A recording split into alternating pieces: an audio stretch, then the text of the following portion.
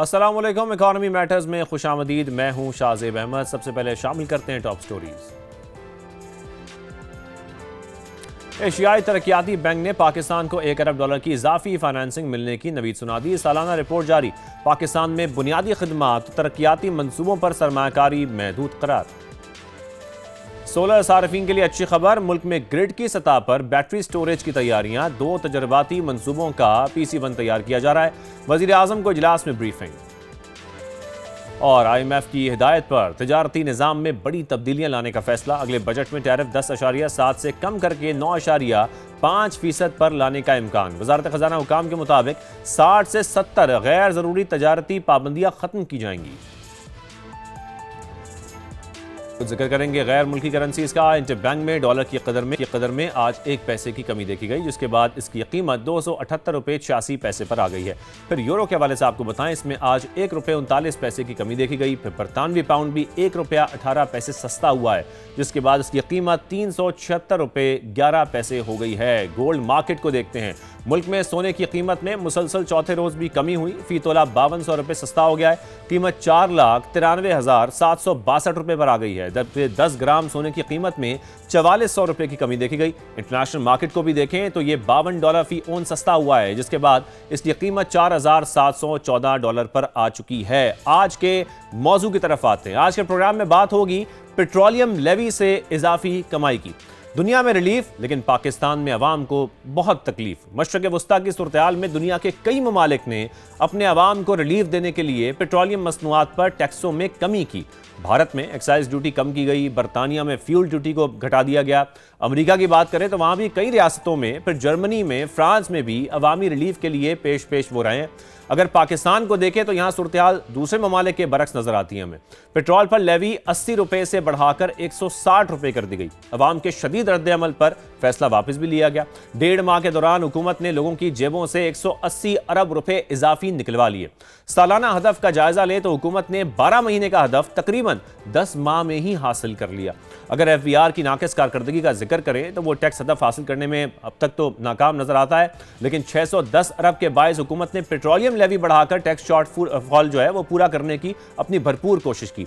आज हम इसी पर बात करेंगे। हमारे साथ मौजूद होंगे माहिर इक्तिसादी उमूर फारूक सलीम साहब और ऑयल मार्केटिंग एसोसिएशन के senior vice chairman Tariq Mahmood sahab भी हमें ज्वाइन करें। लेकिन उससे पहले आपको एक रिपोर्ट दिखाते हैं, फिर डिस्कशन आगे बढ़ाते हैं। हुकूमत ने पेट्रोलियम मसनूआत पर लेवी को कमाई का जरिया बना लिया। मशरक़ वस्ता में सूरत हाल के दौरान भी इजाफी कमाई कर ली। मौजूदा बहरान में दुनिया के दीगर ममालिक में टैक्स कम करके रिलीफ दिया गया। पाकिस्तान में उल्टा हुआ। 1.5 माह के दौरान पेट्रोलियम लेवी की मद में 10-20 अरब नहीं बल्कि 180 अरब रुपए इजाफी कमाए गए। जुलाई से अप्रैल के बस तक 1234 अरब रुपए हासिल हुए, जो गुज़िश्ता माली साल के इसी अरसे के मुकाबले में 400 अरब रुपए ज्यादा है। हुकूमत ने पूरे माली साल के लिए पेट्रोलियम लेवी की वसूली का हदफ 1468 अरब रुपए मुकर्रर किया था, जबकि 10 माह में ही सालाना हदफ के करीब पहुँच गए। FBR की नाकिस कारकर्दगी के बाइस हुकूमत टैक्स शॉर्टफॉल पूरा करने के लिए पेट्रोलियम लेवी बढ़ाने पर मजबूर हुई। दूसरे ममालिक में मशरक़ वस्ता की सूरत हाल के दौरान अपने अवाम को महंगाई से बचाने के लिए मुतादिद इक़दामात किए गए। भारत में पेट्रोल और डीजल की कीमतें कम रखने के लिए एक्साइज ड्यूटी की शरह को कम रखा गया। बरतानिया में फ्यूल ड्यूटी में आर्जी कमी की गई। अमेरिका में कई रियासतों ने आर्जी तौर पर गैस टैक्स को कम या मुअत्तल किया। जर्मनी में टैक्स को कम किया गया। फ्रांस में सार्फिन को फ्यूल पर सब्सिडी दी गई। इटली, स्पेन, जनूबी कोरिया समेत मजीद कई ममालिक में भी पेट्रोलियम मसनूआत सस्ती रखने के लिए ऐसे ही इक़दामात किए गए। ये रिपोर्ट आपने देखी है। हमारे मेहमान भी हमें ज्वाइन कर चुके हैं। फारूक सलीम साहब, पहले मैं आपकी जानिब आऊँगा। फारूक साहब, आगाज़ में यहाँ से करता हूँ क्योंकि आपने एक आर्टिकल भी लिखा है कि डिप्लोमेसी मस्ट पे, और उसमें जिस तरह आपने जो सारी बातें की हैं, मैं चाह रहा हूँ कि शुरू में हम इस पर आपसे कमेंट ले लें। जो ओवरऑल इस वक्त पाकिस्तान की सूरत हाल है, जिस तरीके से हम जो इकनॉमिक कंडीशंस हैं हमारी, वो जिस तरीके से आगे बढ़ रही हैं, उसमें हम कहाँ खड़े हैं? क्योंकि उसमें आपने सही कहा है कि इस वक्त हम अपॉर्चुनिटीज़ लैक नहीं कर रहे हैं, हम सिस्टम ही लैक कर रहे हैं। सबसे पहले आप इस पर कमेंट कीजिएगा। जी, पाकिस्तान की तारीख में इस वक्त जो पाकिस्तान का सफारतकारी के हवाले से जो पेडिस्टल है, वो इतनी बुलंदी पे मैंने पहले कभी नहीं देखा। 80 साल की तारीख देख लीजिए। इस वक्त पाकिस्तान वाहिद ऐसा मुल्क है उनमें से जो कि 193 ममालिक यूनाइटेड नेशंस के मेंबर हैं, जिसके ईरान के साथ भी अच्छे ताल्लुकात हैं, जिसके अमेरिका के साथ भी अच्छे ताल्लुकात हैं, जिसका चीन के साथ भी अच्छे ताल्लुकात हैं, जिसके रशिया के साथ भी अच्छे ताल्लुकात हैं, और वाहिद मुल्क है जो पूरी दुनिया को आप समझिए कि तीसरी जंग अजीम से पाकिस्तान ने पूरी दुनिया भर को बचा लिया है। इसमें सोचने की बात यह है जिसको हम कहते हैं कि मोनेटाइजेशन ऑफ स्ट्रेटेजिक रेलेवेंस, यानी कि स्ट्रेटेजिकली रेलेवेंट तो पाकिस्तान हो गया, बहुत मकबूल हो गया, हर स्क्रीन पे पाकिस्तान नज़र आता है, लेकिन स्क्रीन से जो है वो हमारे इंपोर्ट का बिल पूरा नहीं होता। अब अनफॉर्चुनेटली पाकिस्तान 30-32 अरब डॉलर से एक्सपोर्ट ज़्यादा नहीं कर पाते और इंपोर्ट हम कर डालते हैं कोई 55-60 अरब डॉलर। वो जो डिफरेंशियल है उसका जो पूरा करना है, जो हमारे डेट सर्विसिंग है उसका जो पूरा करना है, इस किस्म के जो मोमेंट्स आते हैं रियासतों की तारीख में, वो कभी कभार आते हैं कि आपने सारी दुनिया को गिरने से बचा लिया है, सारी दुनिया की अटेंशन आपके ऊपर है, सारी दुनिया की स्क्रीन्स जो हैं वो आपके ऊपर है। हमें ग्लोबल इकोनॉमीज को बचा लिया पाकिस्तान ने फारूक साहब। जी, मैंने कहा ग्लोबल इकोनॉमीज को पाकिस्तान ने बचा लिया इस तरह की डिप्लोमेसी से। तो इसमें हमने सोचना यह है कि ये जो हमारा बचाने का जो अमल है, हमारा जो स्ट्रेटेजिक रेलेवेंस है, हमारा जो टेलीविजन स्क्रीन में मकबूलियत है, इसको हमने अपनी माली स्टेबिलिटी के लिए, इस्तेहकाम के लिए किस तरह जो है वो इस्तेमाल करना है। इसके लिए मैं समझता हूँ कि कोई हमें फॉर्मल किस्म के जो फॉर्मल किस्म का इंफ्रास्ट्रक्चर है, फॉर्मल किस्म की मशीनरी है, ये एड हॉक बेसिस के ऊपर नहीं होना चाहिए जैसे कि अभी हो रहा है। अबू धाबी ने हमसे 3.5 अरब डॉलर मांग लिए, हमने उसको रिप्लेस कर लिया, कुछ यूरो बॉन्ड से रेज कर लिए, कुछ सऊदी अरेबिया से रेज कर लिए। ये एड हॉक तरीका है, इसका कोई ठोस तरीका इंस्टीट्यूशनलाइज जो है वो पाकिस्तान के अंदर होना चाहिए। जैसे आपने शुरू में कहा कि मौके पाकिस्तान को बहुत सारे मिलते आए हैं, लेकिन उन मौकों को हम इंस्टीट्यूशनलाइज फॉर्म में तब्दील नहीं कर पाते। बिल्कुल बिल्कुल आप सही फरमा रहे हैं, अपॉर्चुनिटी से हमें फ़ायदा उठाने की ज़रूरत है। आप आज के मौजू की तरफ भी आते हैं। फारूक साहब पहले आप ही कमेंट कीजिएगा, फिर मैं तारिक साहब की तरफ जाऊंगा। जो हालिया आदाद-ओ-शुमार हम देख रहे हैं वो तशवीशनाक तस्वीर एक पेश कर रहे हैं। अब मशरक़ वस्ता की सूरत हाल के दौरान हमने देखा कि 1.5 माह का ही अगर हम जायज़ा ले लें तो हुकूमत ने पेट्रोलियम लेवी से तकरीबन 180 अरब रुपये इजाफी कमाए हैं। क्या कहा जाए कि पेट्रोलियम लेवी अब महज सिर्फ एक टैक्स नहीं है, बल्कि अब हुकूमत कोशिश करती है कि अपने सारे हदफ इसी से पूरे किए जाएँ।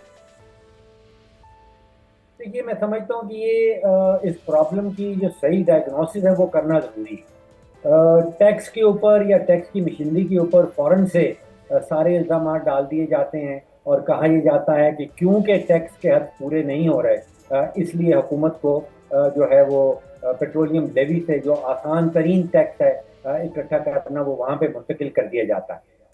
अगर हक़ाइक़ देखे जाएँ तो आज से कोई 10-12 साल पहले जो हुकूमत का हद था टैक्स के हवाले से वो 2000 अरब का था। अब 12 साल पुराना बजट निकाल के देख लीजिए, आज वो हद जो है वो कहीं 2000 से 14,000 अरब पे पहुंच गया है, और 14,000 अरब हमें हुकूमत खुद से बताती है कि टैक्स की मद में हुकूमत के खजाने में पिछले साल जमा हो गया। तो टैक्स तो बहुत तेजी से उसकी कलेक्शन जो है हकीकतन वो हुई है। हम 10-12 सालों में 2000 अरब टैक्स से कहीं 14,000 अरब से भी ज़्यादा टैक्स इकट्ठा कर रहे हैं। यहाँ पे मसला मैं समझता हूँ कि हुकूमती नुकसानात का है। 2,500-3 हज़ार अरब का बिजली के अंदर नुकसान कर देते हैं, 2,500-3 हज़ार अरब का गैस के सेक्टर के अंदर नुकसान कर देते हैं। PIA प्राइवेटाइज कर दी गई है, लेकिन 20-25 साल में कोई 800 से 900 अरब रुपए का नुकसान PIA में कर दिया गया था। इसी तरह एक अदारा पाल रखा है पैस्को के नाम से, उसमें गंदम की खरीदारी की जाती है, उसमें कोई 900 अरब की लाइबिलिटी ऑलरेडी करंट जो है वो खड़ी है। इसके अलावा कोई 110 स्टेट और एंटरप्राइजेज हुकूमत पाकिस्तान चलाती है, उसमें 5 से 6 हज़ार अरब का नुकसान करती है। तो ये सारे नुकसानात पूरे करने के लिए हुकूमत को इजाफी जो है वो वसाइल चाहिए होते हैं, और वो मैं समझता हूँ कि आसान तरीन वसाइल जो है वो पेट्रोल के ऊपर टैक्स लगा दिया जाता है। ये सोचे समझे बगैर कि अगर तेल की कीमत बढ़ेगी तो मुल्क में जो है वो रेट ऑफ इन्फ्लेशन बढ़ जाता है। रेट ऑफ इन्फ्लेशन बढ़ता है तो सेंट्रल बैंक है, स्टेट बैंक, वो शरह सूद नीचे नहीं कर सकता। शरह सूद नीचे नहीं कर सकता तो उसका मतलब ये है कि हमारा मईशत का पहिया जो है बिल्कुल स्लो डाउन हो जाए। ओवरऑल जो उसका इम्पैक्ट है वो इन तमाम चीज़ों पर आता है। बिल्कुल सही फरमा रहे हैं तारिक महमूद साहब। मैं आपकी तरफ आऊँगा। तारिक साहब, जैसा कि हम ये बात कर भी रहे हैं, दुनिया में हम अगर देखें तो दीगर ममालिक अपने अवाम को महंगाई से बचाने की कोशिश कर रहे हैं। जब मशरक़ वस्ता की हमने सूरत हाल ऐसी बनती देखी, उन्होंने पेट्रोलियम मसनूआत की जो मसनूआत हैं उसको सस्ती रखने के लिए टैक्सों में कमी की। ये सब हम देख रहे हैं, लेकिन पाकिस्तान में हमें ऐसा दिखाई नहीं दिया। लेकिन आपको लगता है कि मशरक़ वस्ता की सूरत हाल में सिचुएशन ऐसी थी कि पाकिस्तान के लिए लेवी बढ़ाना नागुज़ीर था, या ऐसा नहीं था? सर, पाकिस्तान के लिए लेवी बढ़ाना नागुज़ीर तो इसलिए हो गया था कि प्राइस जब बढ़ाई अचानक से 55 रुपए के, जिसकी वजह से स्टॉक जो लोग कर लेते हैं वो स्टॉक बाहर आ जाएगा। लेकिन जब प्राइस बढ़ाई गई तो उसमें लेवी जो थी 84 रुपीज़ थी पेट्रोल पे, उसको 105 रुपए कर दिया गया। 7 और 13 मार्च से स्टार्ट हुआ। वो 7 मार्च से लेके 4 अप्रैल वाला जो वीक है उस वक्त तक 105 रुपए रहा, जो पीक डेज थे। उसके बाद जाके इन्होंने 80 रुपए कर दिया, लेकिन प्राइस इन्होंने इतनी बढ़ा दी कि जो अब आवाम के उससे बर्दाश्त से बाहर थी। लेकिन इन्होंने फिर पेट्रोलियम इस पे सब्सिडी दे के इसको मसला हल करने की कोशिश की, कि वो काफ़ी शोर पड़ गया था। लेकिन उसमें भी इन्होंने कुर्बानी का बकरा अभी ओएमसीज़ को बनाया है, क्योंकि ओएमसी से इन्वेस्टमेंट कराई है, उनसे पैसे लिए हैं तकरीबन 129 अरब ओएमसीज़ का। अब स्टक हो गया है कि वो पहले तो ये होता था मिनिस्ट्री के पास जाता था, मिनिस्ट्री उसको अपने डिपार्टमेंट से वेरीफाई करा के इनको देती थी। लेकिन अब इन्होंने कोई मैकेनिज्म चेंज किया तो वो पैसे भी नहीं दे पा रहे, तो बेसिकली इन्होंने फंड कर लिया उसको ओएमसी से। तो जो पेट्रोलियम लेवी बढ़ाई है उस वो लेवी, अगर इनके टारगेट पुराने सेट हुए थे एक स्पेसिफिक पेट्रोलियम लेवी पे, तो फिर अगली पेट्रोलियम लेवी तो नहीं बढ़ानी चाहिए थी। तो उस पेट्रोलियम लेवी बढ़ाने से लाजमी बात है प्राइस का इम्पैक्ट भी आया, कंज्यूमर को भी आया। अब चूंकि वो ख़त्म हो गया है सब्सिडी, लेकिन पेट्रोलियम लेवी फिर भी वही चल रही है। तो अपने टारगेट को अचीव करने के लिए ये तो ज़रूर कर रहे हैं, लेकिन दरमियान में बढ़ाने से क्या बेनिफिट मिला इनको? मेरा नहीं ख्याल कि कोई इस तरह का बेनिफिट इनको मिलना चाहिए। दूसरा ये है कि प्राइस इन्होंने जो पेट्रोल डीजल किया है उसका मैकेनिज्म टोटली चेंज कर दिया। पहले चलता था 15 दिन का एवरेज चलता था, फिर 7 डेज का एवरेज चला, फिर उन्होंने 7 डेज का मिनिमम बेंचमार्क पकड़ लिया। अब उस मिनिमम बेंचमार्क से जितनी भी ऑयल मार्केटिंग कंपनी है, जितनी रिफाइनरीज हैं, क्या उनको फ़ायदा हुआ? सबको नुकसान हो रहा है। अब क्या होगा कि आहिस्ता आहिस्ता अपनी इंपोर्ट कम करेंगे, या नो डाउट कि बड़ी सख्ती है कि जी अपने फ्यूल स्टेशन ड्राई ना हो, तो उस पर भी इनकी कोशिश ये है कि किसी तरीके से अपने आप को ये हम नुकसान कर लें और गवर्नमेंट का नुकसान ना हो। तो ये पेट्रोलियम लेवी फिर वहीं की वहीं वापस आ गई, और प्राइस भी इतनी ज़्यादा है जिसकी वजह से टैक्स की कलेक्शन में इनका कोई फ़र्क नहीं आया, बल्कि ज़्यादा हो गया। अब अगर इनके टारगेट समहाउ अचीव नहीं हुए तो फिर इस पर तो नहीं डालना चाहिए था इनको। बिल्कुल ऐसा ही है, बिल्कुल सही है। फारूक साहब, यहाँ पर एक पॉइंट क्योंकि मुझे याद आ रहा है, मैं चाह रहा हूँ उसको भी मैं ऐड कर लूँ। 1961 के कानून की अगर हम बात करें, आई थिंक 2015 में ये हुआ था कि जो 5वां शेड्यूल था वो सदारती ऑर्डिनेंस से निकाल दिया गया था, सॉरी 2025 में। और उसके बाद जो कीमत मुकर्रर की जाती थी, उसका जो कैप होता था वो ख़त्म कर दिया गया। यानी कि अब हुकूमत के पास ये इख्तियार है कि वो लेवी जितना मर्जी चाहे वो बढ़ाया जा सकता है, उसकी कोई हद ही नहीं है। मेरे ज़हन में बहुत ही बुनियादी सा जवाब है इस सवाल का, कि हुकूमत पाकिस्तान जो है वो हुक्मरानी करने की बजाय वो तेल खरीदती है, वो बिजली खरीदती है, वो गन्ने की कीमत फिक्स करती है, वो गंदम की कीमत फिक्स करती है। यानी कि इसमें हुकूमत का क्या काम है कि वो तेल का कारोबार करती है, कि वो तेल की कीमत फिक्स करती है। मुझे बताइए कि दुनिया में कौन सा ऐसा मुल्क है जहाँ पे वज़ीर आज़म साहब उस मुल्क के खुद से टेलीविजन पे आके ये बताते हैं कि आज ये पेट्रोल और डीजल की कीमत ये होगी। Let the private sector do it.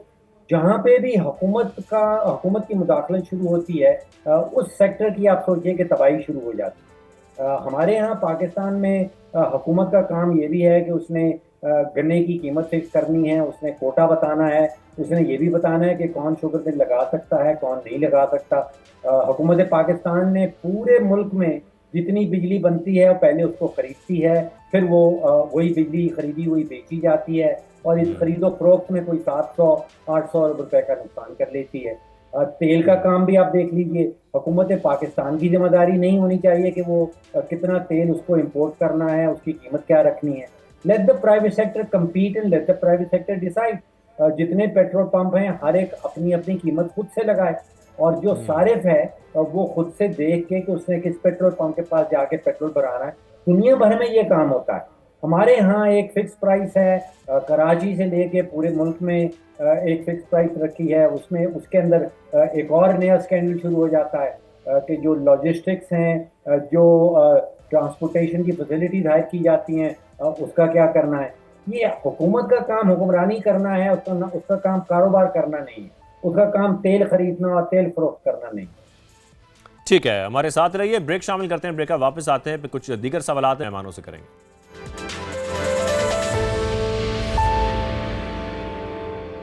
Welcome back. Tariq साहब, मैं आपकी तरफ आऊँगा। जो सूरत हाल इस वक्त मशरक़ वस्ता की हम देख रहे हैं, दिन ब दिन वो बदलती जा रही है। डेली बेसिस पे हम देखते हैं मुख्तलिफ स्टेटमेंट सामने आती हैं। सप्लाई यकीनी तौर पर अभी भी तेल की मुतासिर है। आप क्या सूरत हाल बनती देख रहे हैं इस वक्त? तेल की सूरत हाल मुतासिर तो नहीं है, लेकिन आ रहा है। प्रॉब्लम यह है कि जहां हमारा प्रीमियम होता था पेट्रोल या डीजल का $4 से $5, वो आजकल $48 हो गया हुआ है। वो प्राइस बहुत हाई पे लेना पड़ रहा है। वही बात आती है, जब शॉर्टेज होती है तो जितना मर्जी महंगा प्रोडक्ट ले लें, हर बंदा अपने हिसाब से, ये तो नहीं कहना चाहिए ब्लैकमेल करता है, अपने अपने हिसाब से प्राइस करता है। कार्गो का रेट भी ज़्यादा है, जो प्रोडक्ट बेच रहे हैं वो भी बड़ा हाई रेट ले रहे हैं।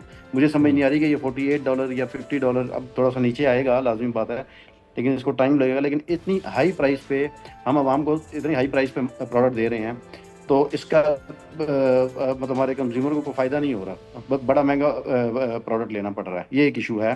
बाकी हमारी रिफाइनरियाँ अच्छा प्रोड्यूस कर रही हैं, टाइमली प्रोड्यूस कर रही हैं। क्रूड ऑयल हमारा अरेंज्ड है। मिनिस्ट्री ने बहुत एफर्ट की है, मतलब कि जो लास्ट मंथ गुजरा उसमें इन्होंने दिन रात, मतलब एक दिन में 8-8, 9-9 मीटिंग्स हो रही थी कि कौन सा जहाज कहाँ पहुंचा, वो कितना डिकेंट हो गया, कितना फिनिश हो गया। तो इसमें इनकी काफ़ी अच्छी एफर्ट है। सिर्फ मैं एक स्ट्रेटजिक रिजर्व के बारे में बात करना चाहूँगा, जो लास्ट टाइम मुझे मौका नहीं मिला करने का। स्ट्रेटजिक रिजर्व जो है वो ऑयल मार्केटिंग कंपनी को ये इंस्ट्रक्शन दी जाती है कि आप 21 डेज़ का रखें। जब पीछे से प्रोडक्ट नहीं मिलेगा, टाइट मिलेगा, या जिस तरह कल अटक रिफाइनरी के CEO साहब ने कहा कि जी अब हमारे पास वहाँ पर लॉकडाउन है, तो उसकी प्रोडक्शन में स्लो आ रहा है। तो स्ट्रेटजी रिजर्व पूरी दुनिया में मुल्कों की अपनी जिम्मेदारी भी होती है, गवर्नमेंट की अपनी जिम्मेदारी होती है कि वो भी 2-4 लाख टन रख रहे हैं। हमारी जो महीने की कंजम्पशन है वो तकरीबन 6 से 7 लाख टन है। अगर हमारी गवर्नमेंट भी 6-7 लाख टन मुख्तलिफ रिजर्वाइज में रख ले, तो हमारा जो स्टॉक है वो 60 डेज पर चला जाएगा। 30 डेज की जगह या 20 की 60। यानी कि तारिक साहब, आप ये कह रहे हैं कि एटलीस्ट हमारे पास जो स्ट्रेटेजिक रिजर्व्स हैं वो 60 दिन के कम से कम होने चाहिए।